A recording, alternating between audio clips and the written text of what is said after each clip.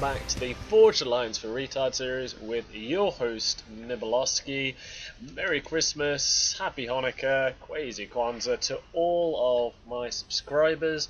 I am bringing you a Merry Christmas cast, actually a bit of a special one today. I figured it was Christmas. So I thought it might be fun to show you a settings game, a bit of an unusual one, actually for many reasons. This particular game actually has me in it. I don't really like shoutcasting myself, as it shows how crap I am actually at the game, but also because it's actually quite a funny game to watch. A lot of twists, a lot of turns, and a lot of silly antics. I will start by saying that this is in fact a ×2 game. So there are double the resources, and it is actually vanilla Supreme Commander. The original Supreme Commander Forged Alliance, not the Forged Alliance Forever cast that I normally bring you. But anyway, if we meet the teams, meet players, and see what is going on, at the top here we are going to call these guys Team 1. And at the bottom here we're going to call these guys Team 2. So we go and meet the front guard for Team 1, going his very customary purple. Is a very good friend of mine, Jig Beans, deciding that he is going to take up the mantle of Cybran, going very obviously first land. I wouldn't recommend going first air or first navy. And putting up the usual mesh of economy just to his north, and going the top pawn in yellow, actually a friend of mine, J4P Zonic. UEF going a disgusting yellowy colour, opting that he's going to go double land and getting up enough power to probably power the Christmas lights of my local town. And at the bottom here, flame red, his partner in crime is J4P Planox, also going UAF and going red, deciding that he's going to go double land and single air.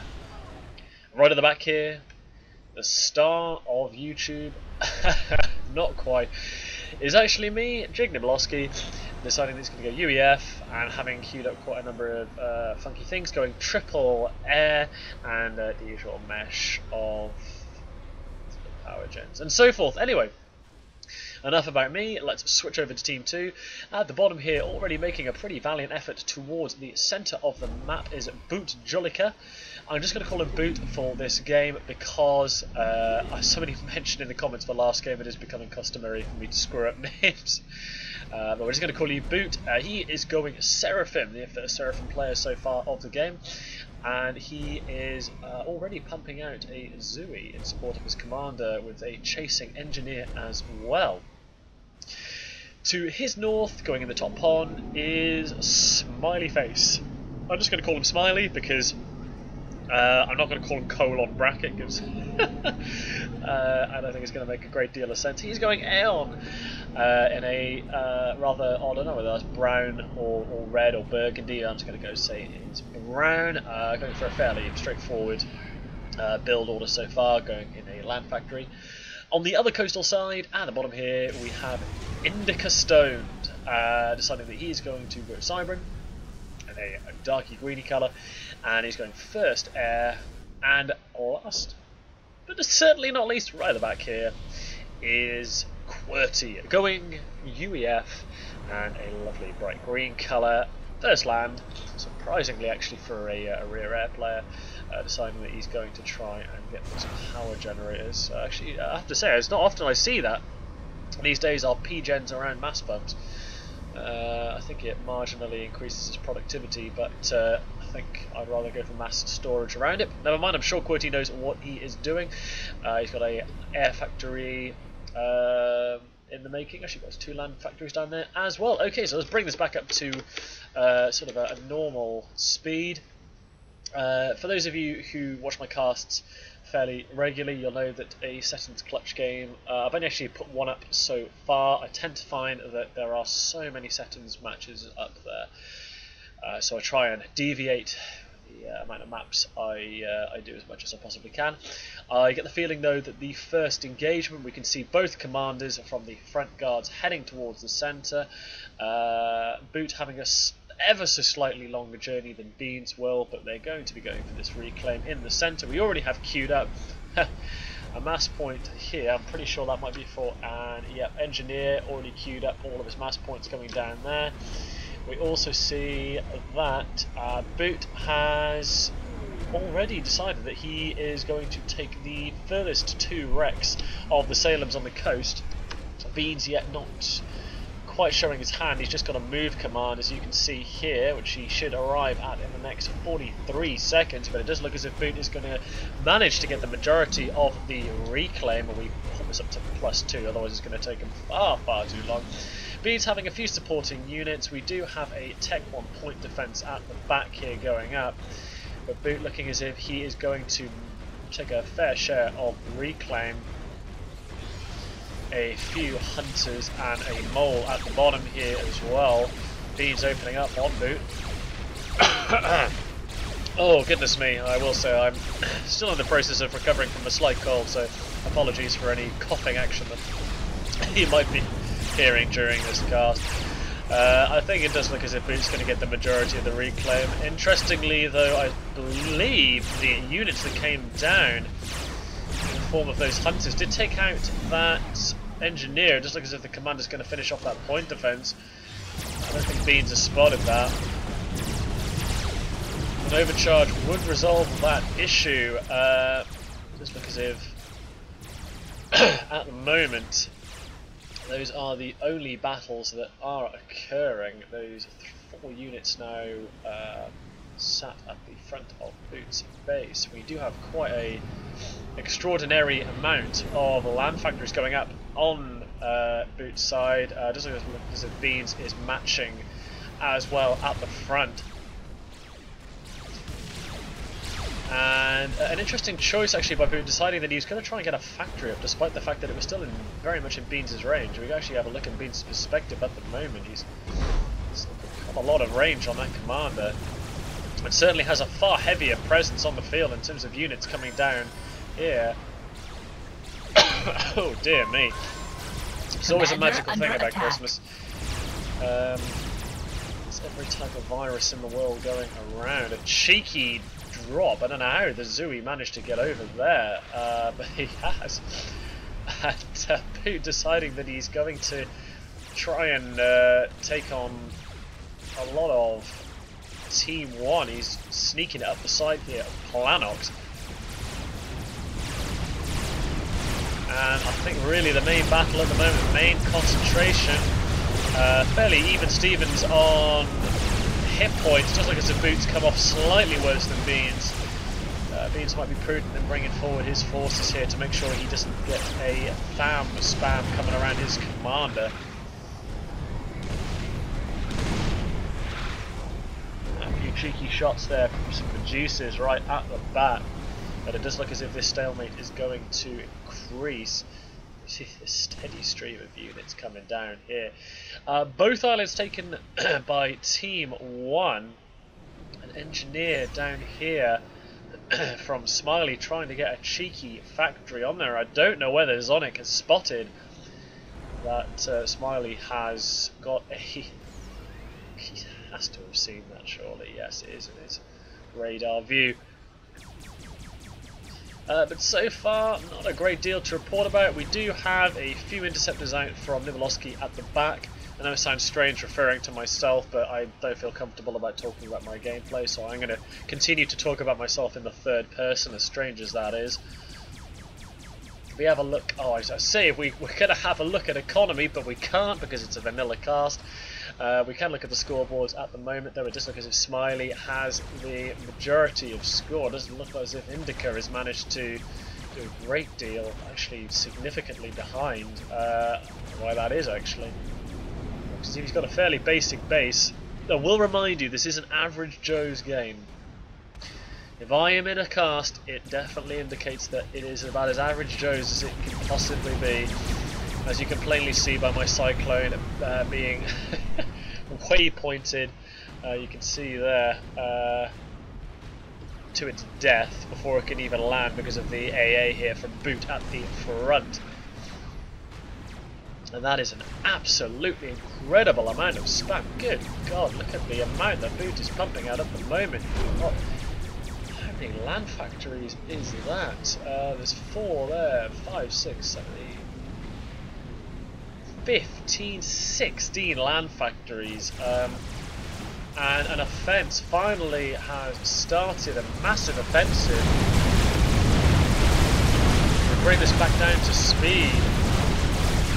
I'm not sure whether it's going to be quite enough to break Beans' front line, but he would be better off getting up some point dispense, especially a few Cerberus turrets, which are going to be able to range these units down here. I don't know whether Beans' commander has gone to E2 yet. Yes, he has.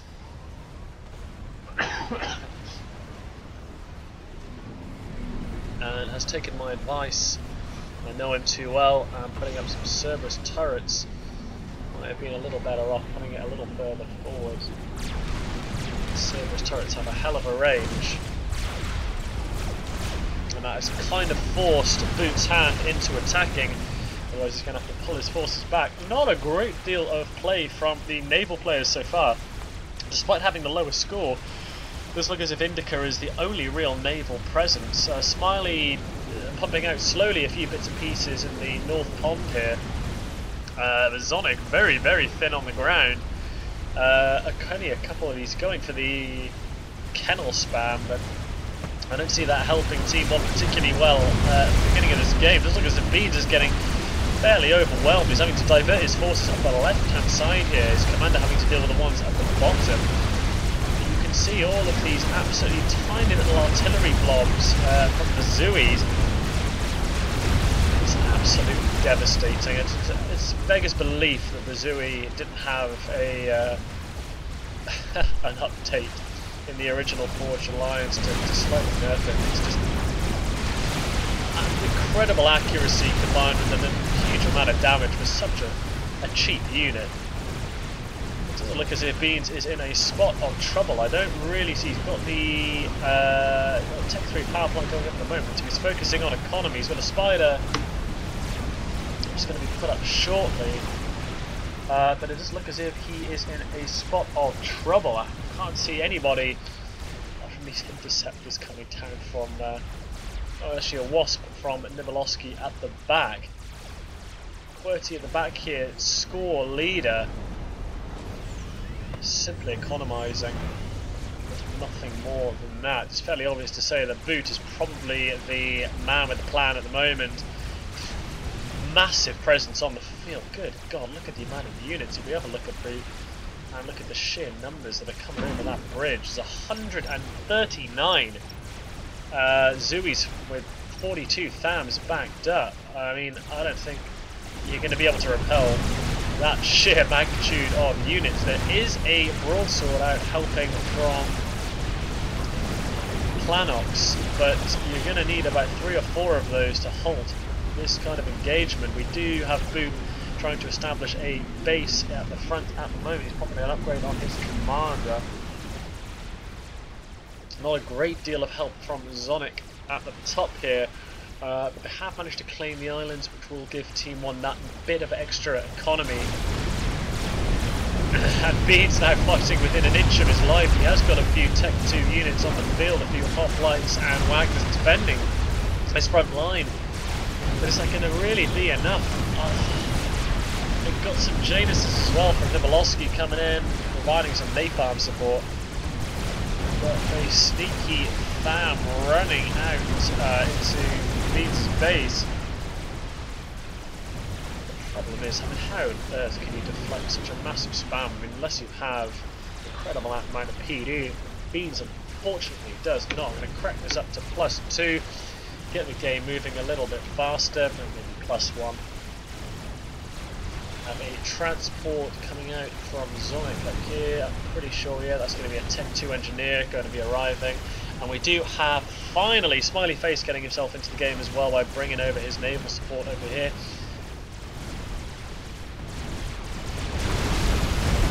Just about hanging on within an inch of his life. That monkey is now under production. I'm not sure whether Boot has got a experimental underway just yet. The sheer amount of spam. The problem is with the spam, it is going to feed, should that monkey be finished, a considerable amount of veterancy. And now, as I said, we do have 3 broadswords pushing back this advance. It does look as if, actually, interestingly enough, where are those units now going? And they are going now as a they've stopped. They're not going to go straight into Beans' base. They've been reassigned to actually attack Planox's naval capacity, which, as it stands at the moment, is a destroyer and a Tech 2 sub. Those destroyers from Smiley now attacking the front of Beans' base.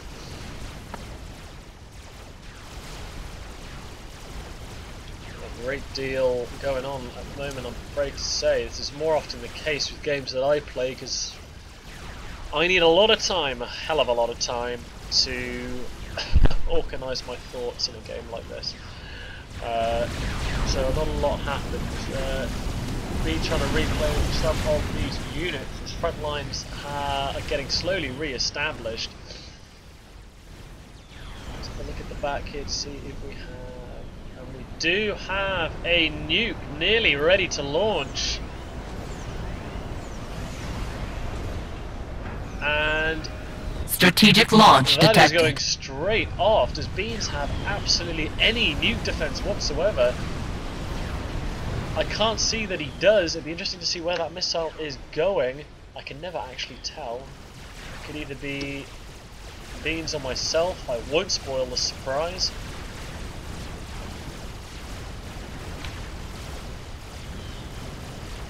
That advance from Boot once again, Tham spam, Zooey spam, and that is not dipping.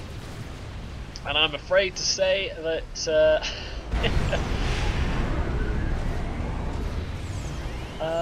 I'm not entirely sure. Oh my goodness, yes, I transferred my stuff over to Bean, so I got my commander out of there, but boom! That was my base, Nibelosky's base. Gone. A fun fact, I forgot to turn nukes off. I'm not a big fan of nukes, but in this particular game I forgot to turn them off, and secondary to that I forgot that I had to build a nuke defense. As is evident with my base being completely destroyed, that is pretty much everything done and dusted. For me, only got a few bits of production up here left. Bede's now fighting within an inch of his life. He got the spider up finally. Whether or not he's got the economy to support it, I don't know. We have some restorers now attacking these battle cruisers.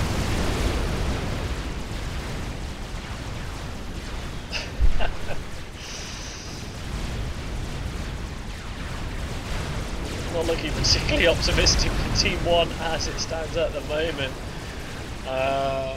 All I can tell you certainly about the J4P,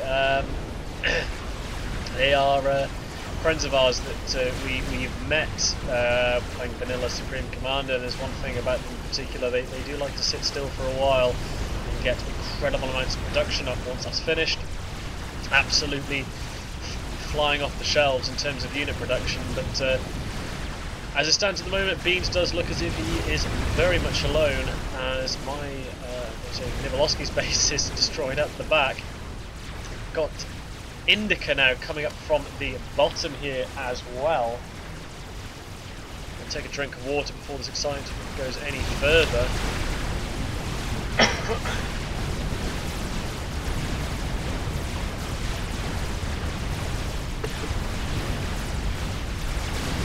Clear my throat with some summer fruit squash. It does look as if Boot has seen the threat. And he does have a Thota, and despite that being a veteran C5 Spider, Restore is wailing away at it. And unfortunately, not a great deal of ASF support, given that Nibelosky's air force is now diminished down to 3 Wasps at the back. And with an attack ping going down on that Thota, not entirely sure what Beans is going to do.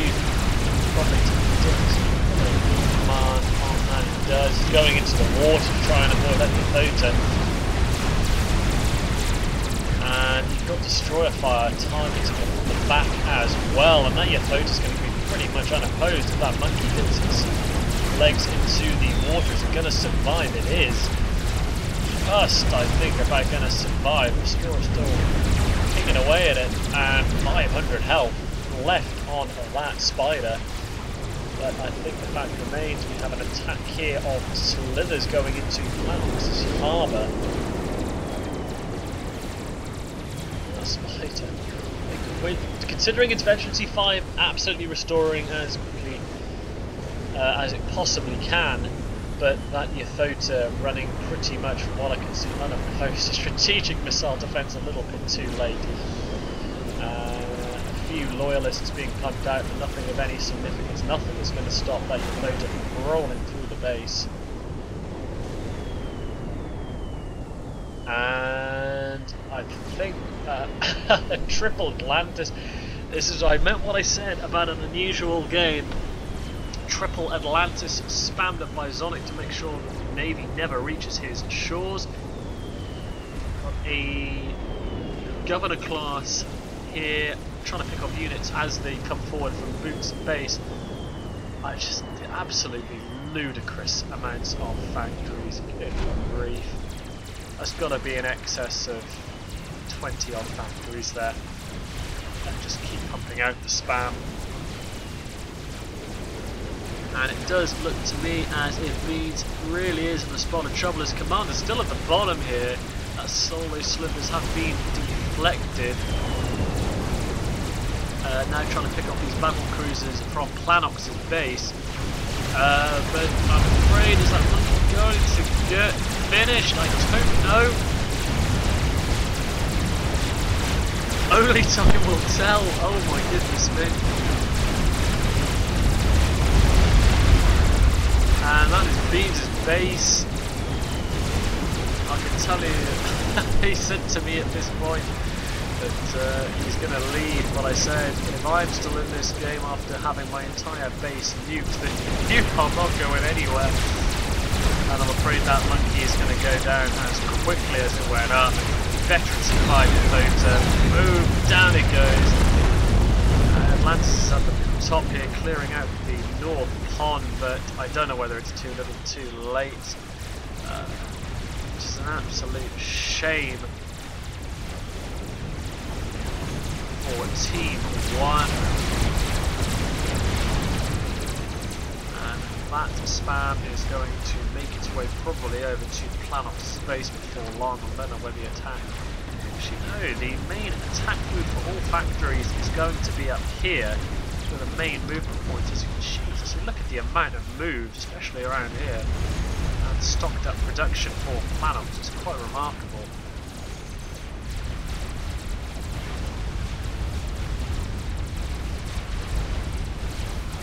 Nibelosky at the back here, going, trying to restore what once was the beautiful base that could have been. And Beams is the commander, actually on an upgrade at the moment.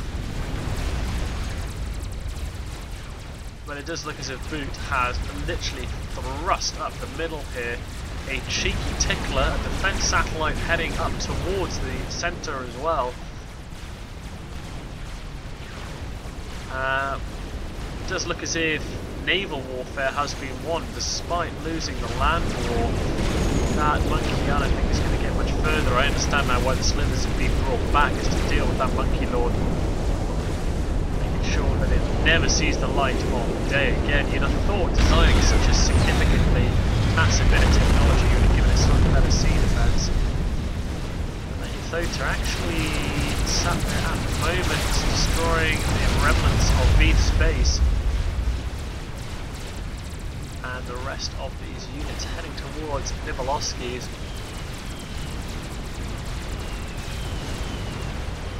And oh, and an ambassador strike on Nibelosky, and that is Nibelosky out of the game. Well, actually, the really sad thing is, I did not see that coming the first time.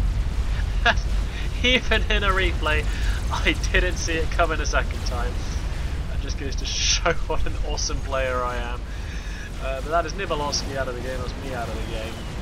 After really a fairly treacherously bad campaign, I cheekily gifted the remnants of what my base had to Beans, but only a Stinger really defending against Strategic launch detected. Zui's. Another strategic launch coming out from QWERTY, who, to be honest, hasn't really had to do a damn thing all game besides launch nukes. He's been sat there very happily, producing the ASFs now. And these Atlantis is now looking to get rid of naval production. Vanilla Verde, I honestly don't know the statistics of production for these in FAF, but they are incredibly easy to get up considering how robust they are. 40,000 hit points, quad torpedo cannon on the front, a huge presence on the field, watching that nuke at the bottom here, and Beans telemazing, and I think that was a telemaze on Boot, and I don't think Boot saw it coming. And out he goes, Beans taking out cheekily a telemaze, killing off the front player for Team 1. Where his commander is, and as quickly as Nibelosky was killed at the back, the front player killed at the front. Beans' commander teleporting in and killing via an assassination game, so the land incursion has stopped right up the middle. I'm so sorry I missed that. I'm trying to keep track of what Beans' movements are. I remember at this point, it is not a tactic that either of us like to use very often. In fact, it's an infuriating thing. I agree with Guile. I remember him mentioning in one of his casts, even in the vanilla or the FAF version, there has to be something put in. There has to be like an anti-teleportation, or has to be at least a warning marker teleporting, because it's an incredibly cheap tactic and an unfair one to say the least. But we I think ran out of options at this particular point and decided that if we were going to even try and help, we might as well give it a go. But that is unfortunately for Team 2, Boot out of the game, and a massive land presence gone. We do still have Smiley Face though, with some restorers being pushed up. Oh, Beans' commander's disappeared. He's appeared down here and he's going for the second telemaze.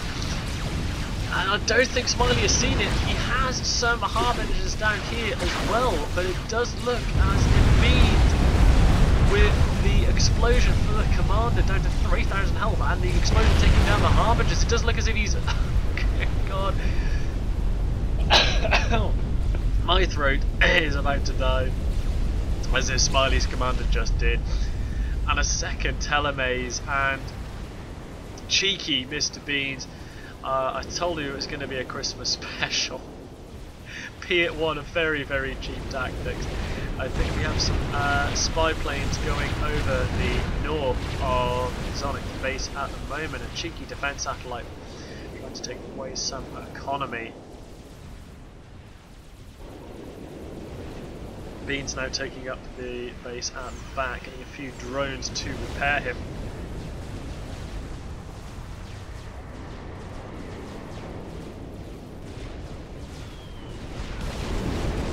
Galaxy class battleship,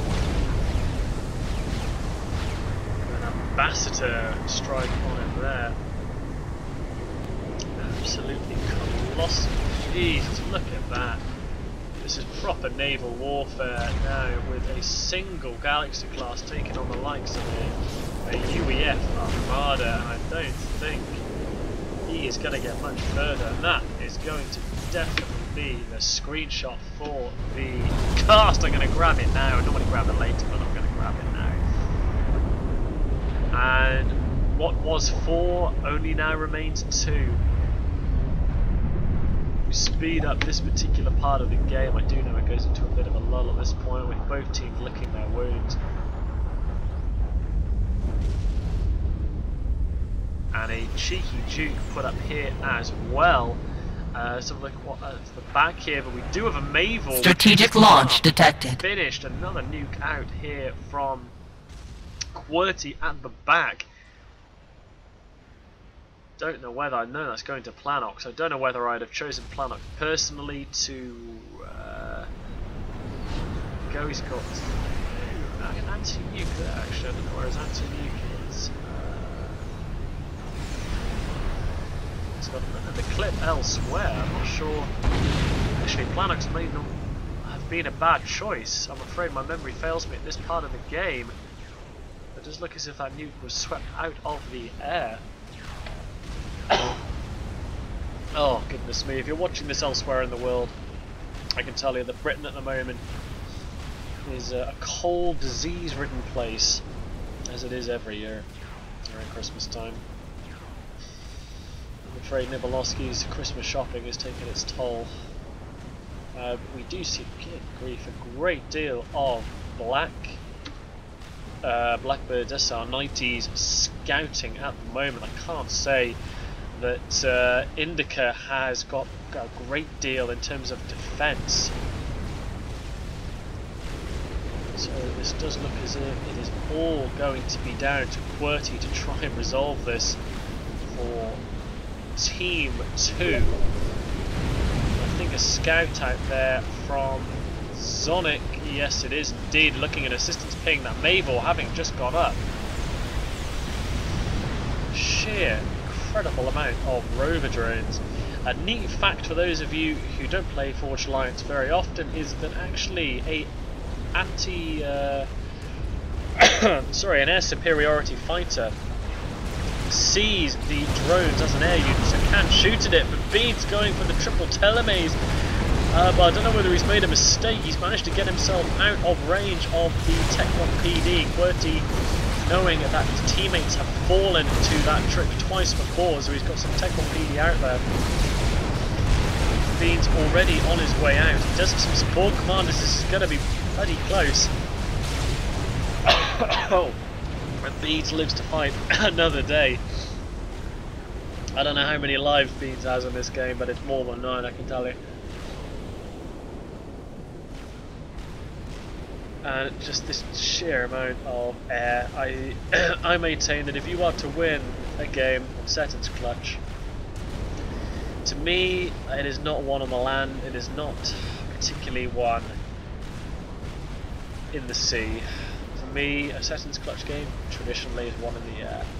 And it does look as if Zonic is wanting to have that engagement with QWERTY, the lingering air numbers. If we hang on, we slow this down just before they meet. I just want to count in terms of air numbers. He has 67 there, whereas Zonic has 148. Well, this doesn't really stand to be much of a contest, and that air engagement is going to be a big one.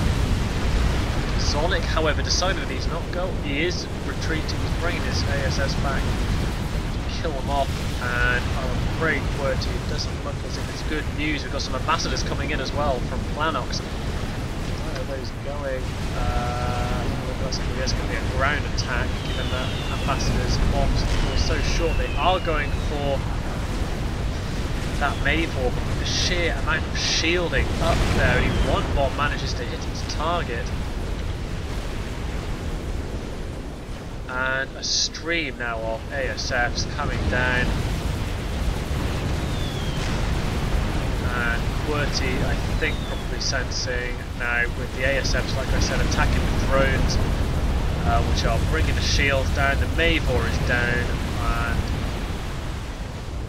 and my sympathies to QWERTY. I think he played probably a good game with the ambassadors coming down as well. Just because QWERTY is in a spot on trouble. Bombs away. A shield just blinking on in the nick of time to save him. Anti-air managed to swat a few of those ambassadors, and no drones are left, so those shields are going to be unaffected by the ASF presence, but I do think the work team is that last bomb manages to just sweep him out of the air. And I'm afraid to say that at this point, Indica, I think, thought there's not really a lot of point in continuing. And decided as well, in but a moment, to call it quits. He does have a few ambassadors on the way, so it doesn't really matter.